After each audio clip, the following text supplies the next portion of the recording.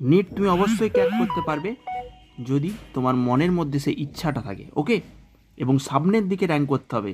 এবং দেখো নিটের প্রায়শই মোস্ট ফেভারিট কোশ্চেন যেগুলো যেই কনসেপ্টের উপর প্রতি বছর কোশ্চেন আসে, নিট বা আইআইটি জেই, তুমি যে এক্সামে যাও এখান থেকে তোমাকে ডিরেক্ট কোশ্চেন দেবে।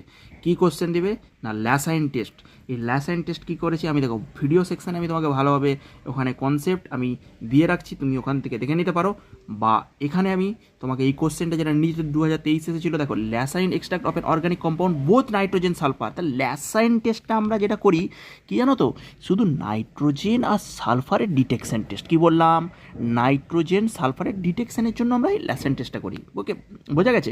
ল্যাসাইন টেস্টটা আমরা নাইট্রোজেন সালফার ডিটেকশন টেস্ট। তাহলে আমরা এর জন্য কী করি গো, এর জন্য আমরা কিচ্ছু করি না, সোডিয়ামের সাথে আমরা কার্বন নাইট্রোজেন মিলিয়ে একটা কী করি, এক্সট্রাক্ট তৈরি করি। এক্সট্রাক্টটা তৈরি করা হয় এখানে ওয়াটার দিয়ে ফুটিয়ে এক্সট্রাক্ট তৈরি করা হয়, মানে ল্যাবরেটরিতে পারফর্ম করে তৈরি। অত কিছু জানার দরকার নেই, কার জন্য আমরা ডিটেকশন করি, নাইট্রোজেন সালফার হলো। এবারে আমরা এনএসিএনটা আমরা এখানে প্রিপারেশনটা করে নিই। সোডিয়াম আমাদের যে আছে, সোডিয়ামের সাথে আমরা কার্বন নাইট্রোজেন করে এনএসিএন একটা এক্সট্রাক্ট তৈরি করে নিলাম। সেই এক্সট্রাক্টটা কী করব, এই যে আমাদের এখানে কি বলেছে দেখো তো, ল্যাসাইন কনস্ট্যান্ট ওপেন যখন Fe3+ সলিউশনের মধ্যে FeSO4 সাধারণত সলিউশন নেওয়া হয়, বা FeCN এর যে সলিউশন নেওয়া হয়, সেখানে আমরা কি বলতো Fe3+ যেটা কম্পাউন্ডটা থাকে, এই যে Fe3+টা এই NaCN এর সাথে রিয়াকশান করে বলেছে ব্লাড রেড। এই যে কালার দিয়ে আমরা এগুলোকে ডিটেকশন করতে পারবো, এই যে রেড কালারটা বলে দিয়েছে, এই Fe4 FeCN6 হচ্ছে এটা আমাদের আছে, আর Fe থায়োসায়ানেট, এটা কি এসিএন থায়োসায়ানেট।